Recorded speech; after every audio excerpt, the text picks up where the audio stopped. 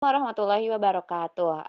Perkenalkan kami dari kelompok 2 akan menjelaskan tentang penerapan green chemistry di apotik Geger Kalong Girang, yang selanjutnya akan dijelaskan oleh Sela. Boleh Sela silakan. Oke, boleh di next slide.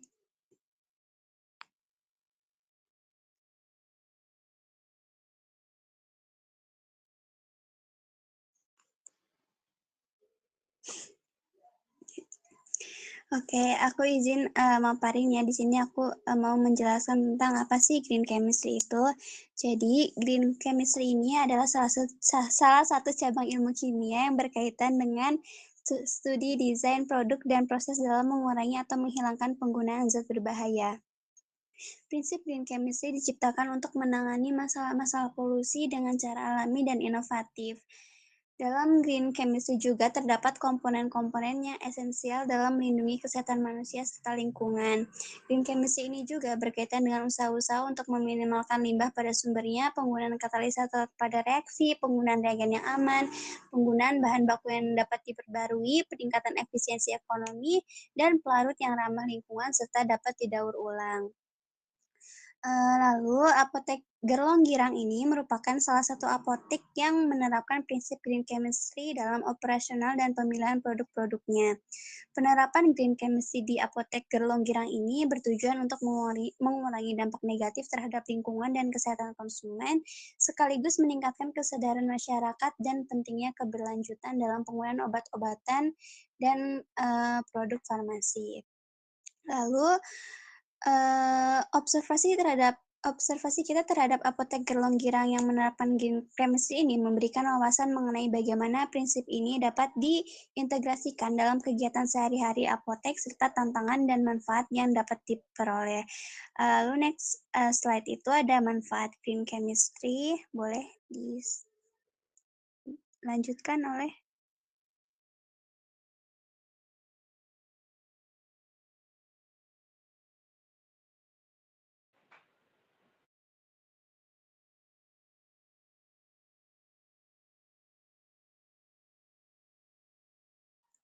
Oke, di sini aku mau jelasin juga tentang manfaat green chemistry itu. Yang pertama ada pengelolaan limbah obat yang lebih ramah lingkungan. Ini menjadi salah satu manfaat utama penerapan green chemistry di apotek Gerlong Girang.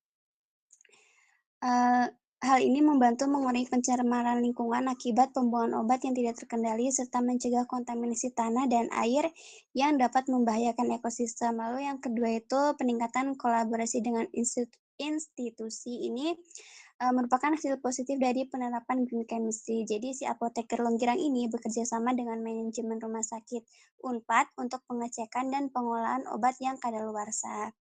Kerjasama ini memastikan pengolahan limbah obat sesuai dengan standar kesehatan dan lingkungan. Lalu yang ketiga itu manfaatnya ada efisiensi prosedur retur barang. Di apotek ini juga memberikan manfaat signifikan gitu. Jadi apotek ini melakukan pengembalian barang atau penggantian barang yang rusak dengan prosedur pengecekan fisik dan isi. Nah, proses ini itu membantu mengurangi limbah farmasi melalui pengelolaan inventory yang lebih baik.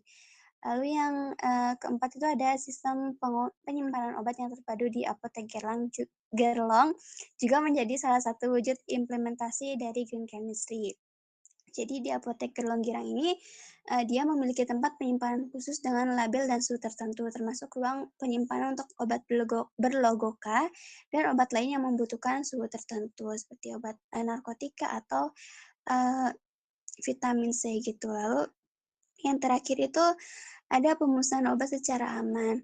Pemusnahan obat secara aman ini merupakan langkah lain yang telah dilakukan apotek ini. Obat-obatan seperti sirup dimusnahkan dengan cara dicampur air sebelum dibuang melalui saluran pipa. Langkah ini dilakukan untuk mencegah penyalahgunaan obat yang telah kadaluarsa atau rusak dan mengurangi resiko pencemaran lingkungan dari bahan kimia aktif dalam obat. Boleh next selanjutnya dilanjutkan oleh Dian.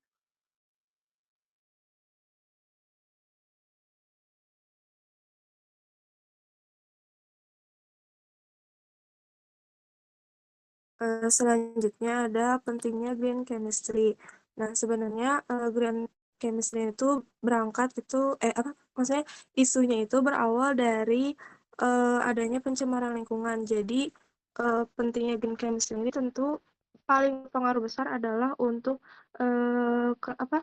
lingkungan gitu, untuk ininya lingkungan gitu.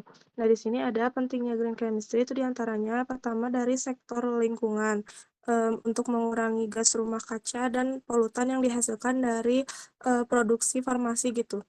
Lalu juga untuk melindungi ekosistem laut dan darat dari, pencemaran bahan kimia dan mengurangi jejak karbon industri yang dihasilkan.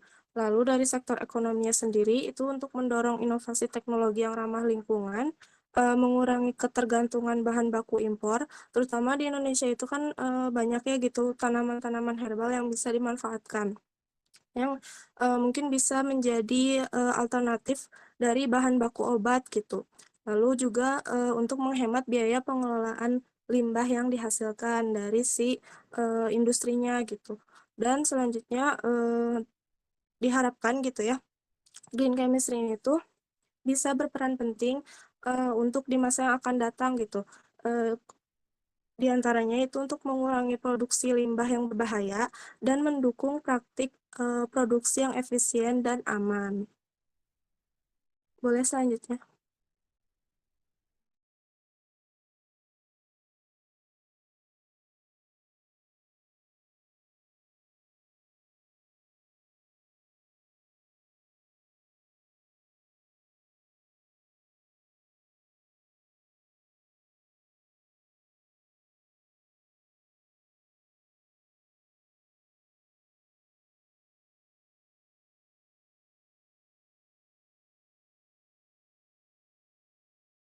Selanjutnya lagi.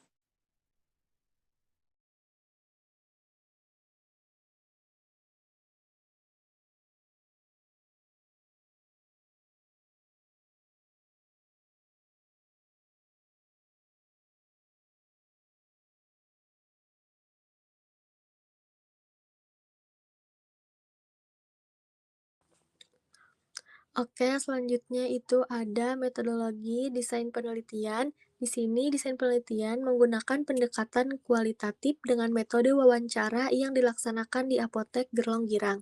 Fokus utama dari penelitian ini adalah untuk menggali informasi mendalam mengenai penerapan prinsip-prinsip green chemistry dalam praktik farmasi yang dijalankan oleh apotek Gerlong Girang. Nah, untuk proses wawancaranya dilaksanakan dalam suasana yang nyaman dan tidak formal, sehingga informan merasa bebas untuk berbagi pandangan dan pengalaman mereka. Wawancara dilakukan dengan penanggung jawab apotek yang memiliki pengetahuan dan pengalaman langsung terkait kebijakan dan praktik operasional di apotek. Selanjutnya,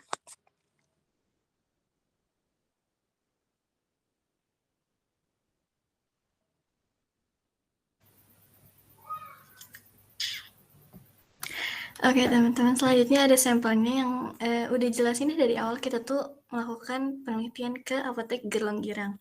Nah, untuk lokasinya itu ada di Jalan Geger Kalong Girang Baru, nomor 2D, Isola, Kecamatan Sukasari, Kota Bandung, Jawa Barat, dengan nomor kode pos 40153. Nah, untuk profil singkatnya, Apotek Gerong Girang merupakan apotek komunitas yang telah beroperasi selama 3 tahun di Geger Kalong Girang. Nah, dari hasil wawancara yang kemarin, Apotek Gerong Girang memberikan gambaran konkret mengenai penerapan prinsip green chemistry dalam praktek industri farmasi. Apotek ini telah menunjukkan komitmennya terhadap lingkungan dengan menjalin kerjasama dengan pihak ketiga, yaitu RSGM Universitas Padjadjaran, untuk melakukan pemusnahan obat yang aman dan sesuai dengan regulasinya. Nah, langkah ini tuh secara efektif mencegah pencemaran lingkungan akibat pembuangan obat yang sembarangan. Selain itu, Apotek Gerlong Girang juga memperhatikan aspek penyimpanan obat dengan menerapkan metode yang meminimalkan risiko kontaminasi lingkungan, seperti tidak menyimpan obat langsung bersentuhan dengan lantai, jadi kayak ada tempatnya yang tersendiri gitu. Terus itu tuh untuk mencegah kandungan dari obat itu tercemar saat terjadi banjir atau terkena tumpahan air, jadi biar nggak gampang terkontaminasi gitu. Nah, selain itu Praktik-praktik baik ini mengindikasikan bahwa penerapan green chemistry ini dalam industri farmasi tidak hanya sebatas pada proses reaksinya, tapi juga mencakup aspek pengelolaan limbah dan penyimpanan produknya. Boleh mungkin selanjutnya?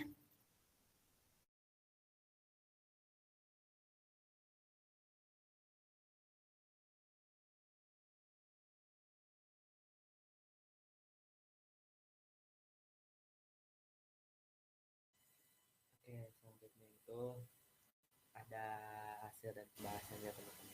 Dari hasil analisis data ini, kita sudah melakukan beberapa pertanyaan yang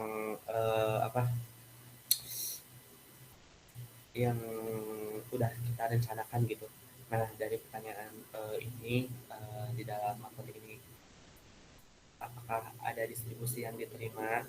Nah, dari hasil wawancara kita itu, hasil dari distribusi yang diterima itu memiliki beberapa produksi kimia dari farma atau kombi dan lain-lainnya itu. Kemudian pertanyaan yang kedua itu ada bagaimana sih jika terdapat obat yang kadaluarsa dan sudah tidak dapat dipergunakan lagi. Nah, jawaban dari apoteknya itu dari apotek Gelong ini sudah berkontribusi gitu dan bekerja sama dengan manajemen rumah sakit dari Universitas Pajajaran. Nah, untuk melakukan pengecekan obat yang diperjualbelikan maupun juga feedback dari barangnya gimana gitu. Terus eh, selanjutnya itu ada bagaimana jika jika terdapat barang obat yang sudah rusak dan tidak layak diperjualbelikan gitu. Nah, dari jawabannya itu eh, apa dengan dengan mengadakan itu seperti pengembalian barang atau pergantian barang dengan barang baru gitu. Nah, di sini juga dipastikan juga dalam pengecekan juga dan melihat bentuk dan fisiknya seperti apa. Kemudian pertanyaan yang keempat itu bagaimana apotek ini mengelola prosedur pengolahan limbah pada obat. Nah, untuk jawabannya itu di apotek Gunung ini tuh udah memiliki beberapa tempat khusus ya bagi pengolahan limbah. Contohnya itu sering dilakukannya ada obat yang sudah tidak dipergunakan dan dibuang ke dalam tanah atau tempat yang khusus itu pembuangannya. Selanjutnya itu ada hmm,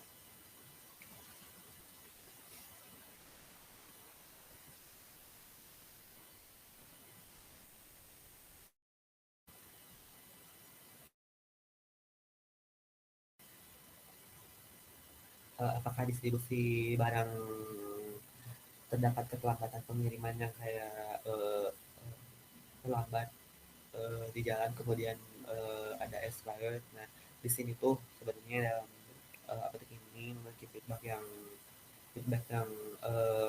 menguntungkan waktu untuk menerima barang ya. Kalau misalnya uh, barangnya expired, kita kembalikan lagi kepada pertanyaan yang di atas, yang dimana bisa mendekatkan barang dengan barang baru gitu. Dalam selanjutnya pertanyaan selanjutnya itu di dalam apotek ini apakah memiliki sistem pergantian pegawai?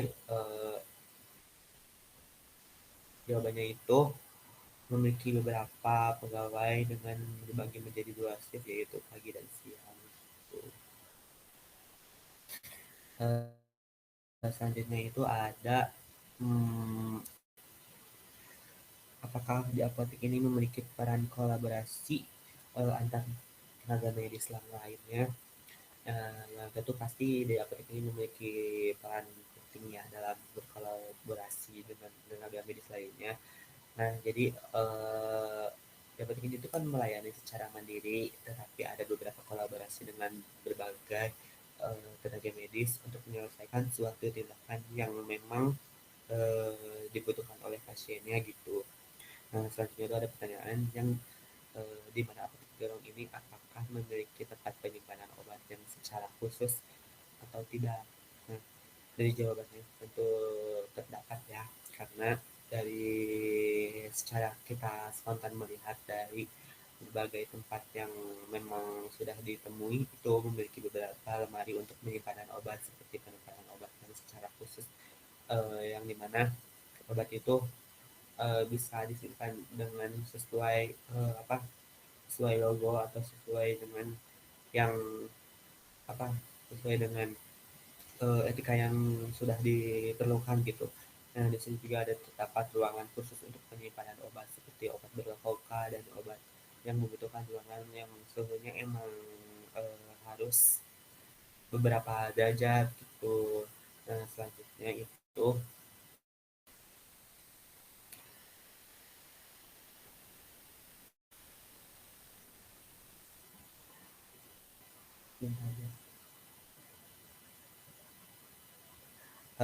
selanjutnya itu ada apotek. Apakah apotek itu memiliki ruangan atau tempat utama untuk menyimpan obat di ruangan suhu yang tertentu?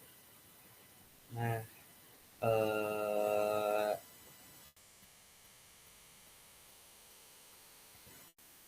dari jawabannya tersebut itu, apotek ini tersedia penyimpanan obat dengan suhu ruangan yang tertentu dengan membedakan tempat dan label. Nah, seperti contohnya obat pencernaan yang susah untuk mengeluarkan buang air besar gitu. Nah, juga ada salep. Memang salep ada berbagai salep ya teman-teman. Dan juga vitamin, misalnya vitamin C atau vitamin lainnya gitu yang tempatnya itu di suhu ruangan yang dingin gitu. Selanjutnya itu ada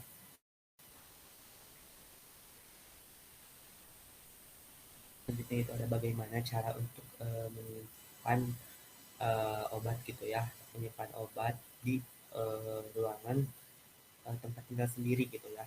Nah, untuk cara yang seperti ini itu dalam penyimpanan obatnya seharusnya memiliki tempat yang yang khusus gitu, dan juga berbagai obat seperti sirup. Nah, obat serbuk ketika dibuka itu bisa terjadi indikasi melalui udaranya kalau misalnya itu obatnya dibuka dan obat tersebut tidak menunggu expired, jadi harus dihabiskan gitu, dan kalau bisa lebih dari 3 bulan maka harus diganti dengan obat yang baru gitu agar tidak terjadi infeksi gitu. Selanjutnya, apakah di apotek ini terdapat obat yang harus dihilangkan dan dimusnahkan? Jawabannya di sini apotek ini sering mendapatkan obat tersebut, tetapi obat tersebut hanya eh, apa tidak dimusnahkan, maksudnya tidak dibuang, maksudnya dibuang melalui tempat yang khusus, tidak seperti toko-toko lainnya yang memang harus dimusnahkan dengan alat-alat teknologi mungkin ya. Uh, Nah, selanjutnya ada data dan hasil dari temuan ini. Nah, dari hasil wawancara itu ditemukan data yang temuan gitu. Yang pertama itu obat kadaluarsa itu diperiksa secara berkala dan dikelola melalui kerjasama dengan manajemen rumah sakit dan Universitas Pajajaran untuk pengembalian feedback atau barang gitu ya.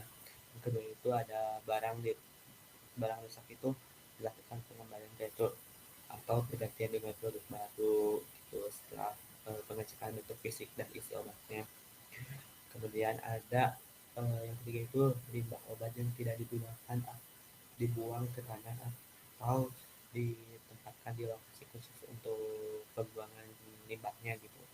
Nah, yang keempat itu pengiriman barang itu membutuhkan waktu lebih banyak untuk mendapatkan feedback. Yang kelima, memiliki dua shift kerja pagi dan sore untuk beberapa pegawai, dan juga yang keenam itu pelayanan dilakukan dengan cara mandiri, namun ada beberapa kolaborasi dengan tenaga medis untuk menyelesaikan suatu tindakan yang tertentu. Kemudian yang ketujuh itu ada obat disimpan di lemari khusus sesuai kategori gitu, seperti obat berlogo hijau di lantai 1, kemudian ada obat berlogo H di ruangan yang bersuhu gitu. Kemudian itu ada obat yang harus dimusnahkan itu di apoteknya itu hanya dibuang ke tempat khusus, misalnya obat yang tadi udah dijelaskannya, obat sirup dan obat serbuk itu. Kemudian ada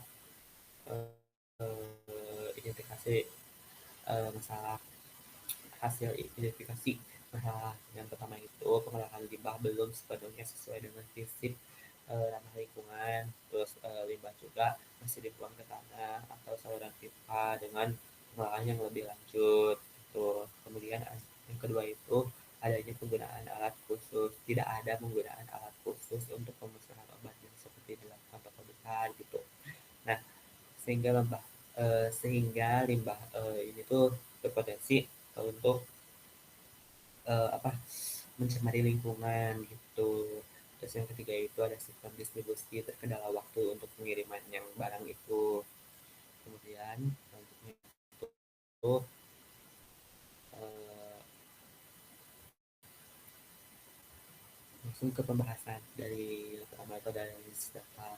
Nah, berdasarkan temuan ini, sistem pengelolaan limbah farmasi belum optimal, terutama dalam pemusnahan obat-obat kadaluarsa atau rusak yang hanya dibuang ke dalam tanah atau saluran air. Nah, yang kedua itu proses pemusnahan limbah farmasi kurang mendukung prinsip ramah lingkungan seperti tidak adanya penggunaan alat penghancur limbah. Kemudian ada yang ketiga itu penyimpanan obat sudah cukup baik dengan pengaturan berdasarkan jenis obat dan kebutuhan suhu tertentu, meskipun belum hanya sepenuhnya terintegrasi dengan teknologi yang modern gitu. Selanjutnya itu ada hubungan dengan green chemistry. Nah, dari prinsip green chemistry yang diterapkan gitu pada wawancara ini, pertama itu pencegahan limbah dengan mengelola limbah itu menggunakan teknologi daur ulang atau pemusnahan, penggunaan alat khusus untuk meminimalkan pencemaran lingkungan. Yang kedua itu menciptakan sistem pengolahan limbah yang lebih aman seperti menggunakan bahan kimia netral untuk pemusnahan. Yang ketiga itu sebagai efisiensi energi, menggunakan fasilitas penyimpanan yang hemat energi untuk menjaga suhu obat tertentu. Selanjutnya itu ada evakuasi dampak positif. Nah, dari evakuasi dampak positif ini dari penerapan green chemistry ini, yang pertama itu mengurangi risiko pencemaran tanah dan akibat pembuangan limbah obat ini berseberangan dapat menjaga lingkungan gitu. Nah, yang kedua itu memastikan obat-obat rusak dikelola dengan secara aman dan efisien sehingga mengurangi biaya pemusnahan gitu. Dan yang ketiga itu meningkatkan kesadaran tenaga kesehatan dan masyarakat tentang pentingnya pengolahan limbah yang ramah lingkungan gitu. Selanjutnya itu ada tantangan ya teman-teman. Nah, di sini itu tantangan yang dihadapinya itu dari game chemistry ini. Yang pertama itu ada daya implementasi ya. Pasti untuk penerapan teknologi ini yang seperti daur ulang ini dan penghasil limbah membutuhkan investasi awal yang sangat besar gitu. Kemudian yang kedua itu minimnya fasilitas. Ini apotek ini belum memiliki alat khusus untuk pemusnahan limbah obat-obatan tertentu gitu. Yang ketiga itu kurangnya edukasi. Nah, tenaga medis dan masyarakat belum sepenuhnya memahami pentingnya green chemistry dalam pengolahan limbah obat ini. Selanjutnya itu ada solusi ya. Yang pertama itu memberikan pelatihan bagi tenaga kesehatan di apotek mengenai prinsip green chemistry. Yang kedua itu menggunakan bahan-bahan kimia yang lebih ramah lingkungan untuk pengolahan limbah. Kemudian yang ketiga itu menggunakan teknologi penyimpanan dan pemusnahan limbah yang efisien dan hemat energi. Cukup saya serahkan ke yang lain.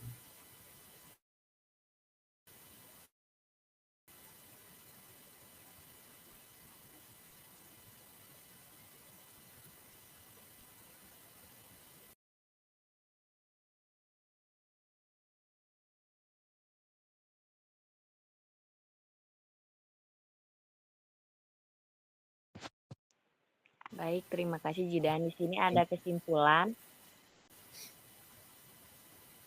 Oke. Kesimpulannya, hasil penelitian di Apotek Geger Kalong Girang menunjukkan bahwa sistem pengelolaan limbah farmasi sudah memiliki prosedur dasar, seperti tempat pembuangan khusus namun belum sepenuhnya sesuai dengan prinsip green chemistry.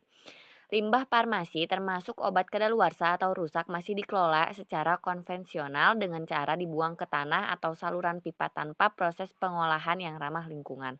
Apotek Geger Kalong Girang ini telah membawa berbagai manfaat signifikan, seperti pengelolaan limbah obat yang lebih ramah lingkungan, efisiensi prosedur penyimpanan dan pengelolaan inventory, serta pemusnahan obat secara aman untuk mengurangi dampak negatif terhadap lingkungan. Kolaborasi dengan institusi terkait juga menjadi kunci dalam memastikan pengelolaan obat yang sesuai standar kesehatan dan lingkungan. Boleh di next.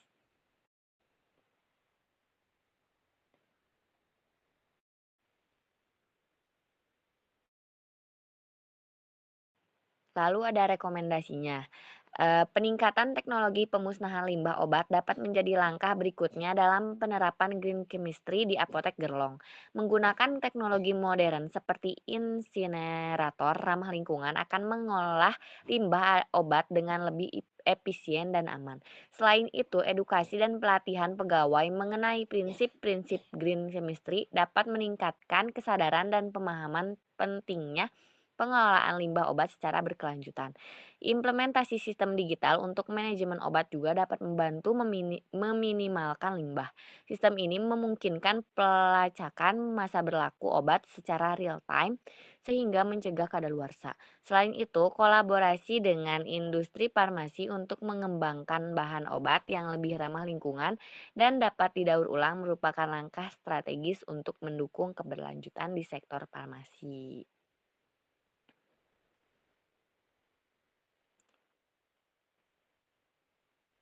Mungkin ini untuk dokumentasinya bisa dilihat.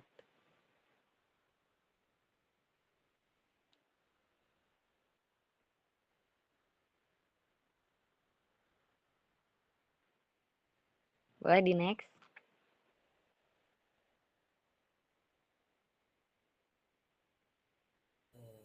Ini tuh cukup ya metodenya sama. Terima kasih. Baik.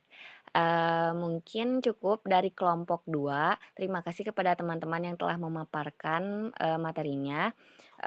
Untuk baiknya, terima dan buruknya boleh dibuang saja ya. Terima kasih.